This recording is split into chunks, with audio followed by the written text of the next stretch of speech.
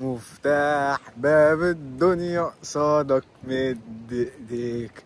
بص، لا خلاص كفايه هزار. انا هقول لك مفتاح ازاي انت يبقى عندك ثقه في نفسك، عشان انا عارف دي مشكله عند ناس كتير وكانت عندي طول حياتي. وهي حاجه واحده بس انت محتاج تركز عليها عشان يبقى عندك ثقه في نفسك. انت مش محتاج تركز على حاجات كتير يبقى عندك ثقه في نفسك، لا هي حاجه دي. الاحساس ده لو عندك ولو مركز عليه هيبقى عندك ثقه في نفسك. حاجه واحده بس وانا هتكلم معاك هي ايه، ويلا ندخل في الفيديو. مفتاح، هو مفتاح باب الدنيا بجد. انت محتاج تركز على حاجه واحده بس عشان يبقى عندك ثقه في نفسك، والحاجه دي هي اللي انت تبقى فخور من نفسك. انت لو فخور من نفسك هيبقى عندك ثقه في نفسك. ليه بقى؟ انا هديك مثال.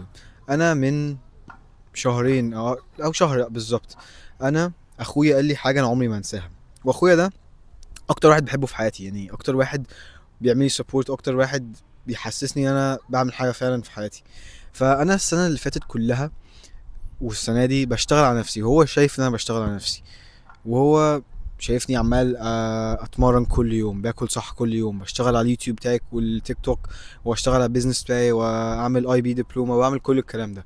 هو شايفني، وهو قال لي حاجه قبل ما يمشي. هو مشي دلوقتي، راح كندا. هو اصغر مني. هو قال لي حاجه عمري ما هنساها. قال لي يا يوسف، انا نفسي اطلع زيك.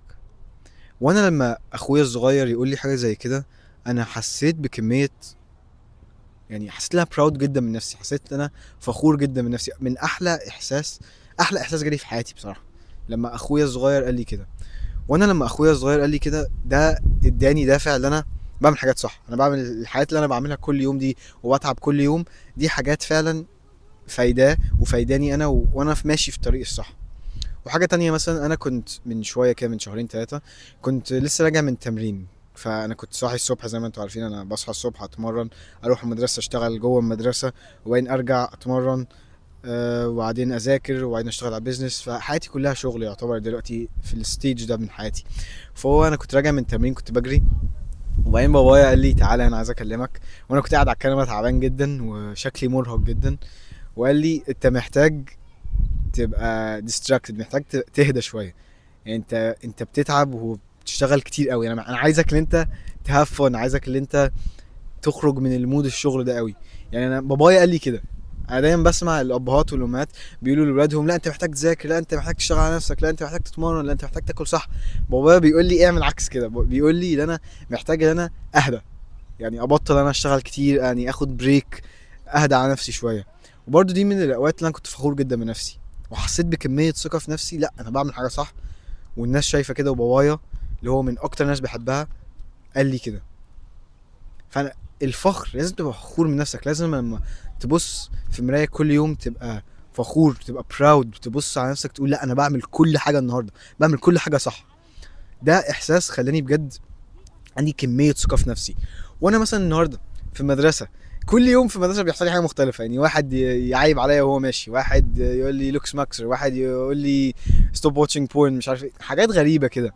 وانا لو ما عنديش ثقه في نفسي ومش حاسس ان انا فخور او بعمل حاجه صح، كان الحاجات دي هتاثر عليا. انا كل يوم بجد حاجه جديده بتحصل لي، هو المفروض تقلل من ثقه حد، بس انا العكس، انا بتخليني عندي ثقه اكتر في نفسي عشان بتاكد لي ان انا بعمل حاجه صح.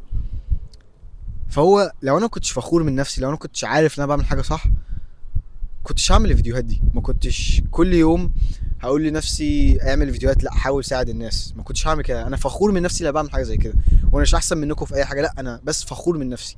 وبجد احساس الفخر اللي انت فخور من نفسك ده احلى احساس، وده اللي هيديك ثقه في نفسك بعد كده في طول حياتك. انت لو فخور من نفسك هتبقى مش عايز ان انت مثلا ما تتمرنش. انت فخور بجسمك، دايما هيبقى عايز تتمرن. فخور بشغلك، دايما هتبقى عايز تشتغل، هتعمل حياتك كويسه. فهو ده بجد الحل بتاع الثقه بالنسبه لي. ايوه، اللي انت تعمل كل حاجه انت بتقول عليها، وكمان تحس بان انت فخور من نفسك. مش مهم ما تقارنش نفسك بحد. انا كنت بعمل المشكله دي، انا بقارن نفسي بناس مثلا ناس على السوشيال ميديا وصلوا لحاجات احسن مني. انا ساعات كده اقارن نفسي، اقول لي لا انا مش بعمل حاجات كويسه، لا انا مش المفروض ابقى فخور من نفسي. بس انا فعليا بعمل كل حاجه في اليوم بتاعي صح، يعني ما بعملش حاجه غلط. وانا لو افضل اقارن نفسي بناس بقالها اكتر مني بتعمل، يعني بقالها فتره اكبر مني شغاله على نفسها، ده غلط. فانت ابقى فخور من نفسك وما تقارنش نفسك بحد، عشان ده ساعات تتعكس كده. ساعات الناس مثلا تبقى فخوره من نفسها بس تشوف حد تاني على السوشيال ميديا احسن منها، زي انا كده. مش زي انا لما بشوف ناس فهو يحس هو قليل او هو مش المفروض يبقى فخور من نفسه. لا، لو انت بتعمل كل حاجه صح كل يوم، لو بتصلي كل يوم، لو بتذاكر كل يوم، لو بتشتغل على نفسك كل يوم، لو بتجتهد كل يوم، لا حس انت فخور من نفسك. وهو بس محتاجه وقت عشان توصل اللي انت عايزه. وقت اشتغل اشتغل اشتغل وهتوصل. فهو ده الحل للثقه بتاعتك. ابقى فخور من نفسك، دايما يبقى عندك الاحساس ده، حتى لو حاجه صغيره. حتى لو قلت لنفسك مثلا مش تاكل كده النهارده وما اكلتش، ابقى فخور من نفسك. عشان معظم الناس لما بتقول حاجه ما بتعملهاش، وانت لو بتعمل اللي انت بتقوله كل مره، لا انت تستاهل تبقى فخور من نفسك. ويلا بينا ان شاء الله يبقى عندك ثقه في نفسك اكتر.